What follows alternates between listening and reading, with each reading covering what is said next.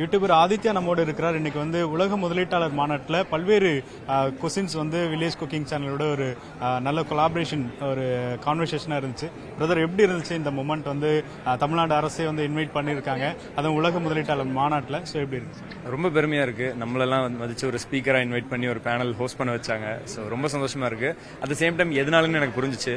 Village cooking channel வந்து பார்த்தீங்கன்னா original content creators. நாங்கள் வந்து கண்டென்ட் கிரியேஷனை வந்து ஒரு பிஸ்னஸ்க்கு எப்படி யூட்டிலைஸ் பண்ண முடியும் அப்படிங்கிற ஒரு இடத்துல இருந்து பார்க்குறோம்.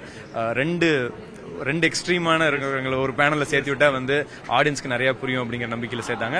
அதே மாதிரி ரொம்ப யூஸ்ஃபுல்லாக இருந்துச்சு. இப்போ எல்லாருமே யூடியூப் வந்து ஸ்டார்ட் பண்ணும்போது அது வந்து ஒரு ஃபெமிலியாரிட்டிக்காக தான் வந்து ஸ்டார்ட் பண்ணாங்க. பட் அது வந்து நிறைய பேர் பிஸ்னஸாக கன்வெர்ட் பண்ணிருக்கீங்க. அவங்களுக்கு என்ன மெசேஜ் கொடுக்குறீங்க? எவ்வளோ சக்ஸஸ்ஃபுல்லான விஷயமா பார்க்குறீங்க?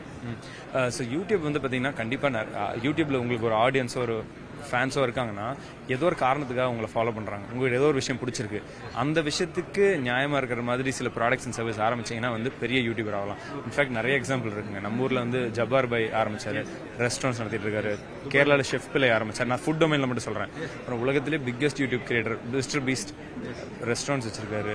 ஸோ பெரிய ஆப்பர்ச்சுனிட்டி இருக்குது. ஸோ அது வந்து நிறைய பேர் என்ன கேபிட்டலைஸ் பண்ணல. அவங்களாம் பண்ணால் நல்லா இருக்கும்னு நினைக்கிறேன். ஓகே, ஒரு இன்னைக்கு வந்து டெலிவிஷன்ஸில் நிறைய அட்வர்டைஸ்மெண்ட் இருக்குது. யூடியூப்லேயும் இன்னைக்கு வந்து பெய்ட் ப்ரொமோஷனாக பண்ணிட்டு இருக்காங்க. ஸோ அது வந்து பெரிய அளவில் சக்ஸஸ். இப்போ என்ன, இப்போ லாட் ஆஃப் சேனல்ஸ் இருக்கு, அவங்களுக்கு நிறைய பேர் சப்ஸ்கிரைப் வராதவங்களும் இருக்காங்க. ஸோ அவங்கள எப்படி மோட்டிவேட் பண்றீங்க? அவங்க இதுக்கான சரியான பிளேஸா இருக்குன்னு பாக்குறீங்க? அந்த பேனல்லையுமே அதான் சொன்னாங்க. அவங்க தாத்தாவும் வில்லேஜ் குக்கிங் சேனல் அதான் சொல்லியிருப்பாங்க. ஒரு நேர்மையான வெளிக்காட்டுதல் ஆஃப் நீங்க யாருங்கிறது இருந்துச்சுனாவே வந்து மக்களுக்கு பிடிக்க ஆரம்பிக்கும். அது பிடிச்சி ஏத்துக்கிட்டாங்கன்னா கடகடன்னு ஃபாலோவர்ஸ் எல்லாம் பில்ட் ஆகும். அண்ட் எதனால உங்க கண்டென்ட் பார்க்கணும் அப்படிங்கிறதுக்கான பதிலும் உங்களுக்கு தெரிஞ்சிருந்துச்சுன்னா நல்ல கண்டென்ட் கிரியேட் பண்ண ஆரம்பிப்பீங்க.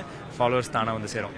மேம், இன்னைக்கு ஃபுட்டுடைய ஸ்டைல் வந்து மாறி இருக்கு. எல்லாருமே வந்து ஃபாஸ்ட் ஃபுட்டுக்கு மாறிட்டோம். ஸோ இன்னைக்கும் நம்ம வந்து ஒரு வில்லேஜ் ஃபுட்டாக வந்து நம்ம கன்வெர்ட் பண்ணி ஈஸியாக சாப்பிட்ற மாதிரி ரெசிபிஸ் வந்துருச்சா? அப்படி இருக்கா? கண்டிப்பா இருக்கு.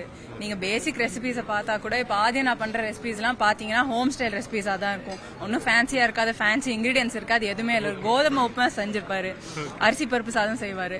அந்த மாதிரி பேசிக் ரெசிபிஸ்க்கு இன்னும் நிறைய ஃபாலோவிங் இருக்கு, நிறைய ஸ்பேஸ் இருக்கு. அண்ட் பீப்புள் பண்ணுவாங்க, ஃபாலோ பண்ணுவாங்க அதுக்காக.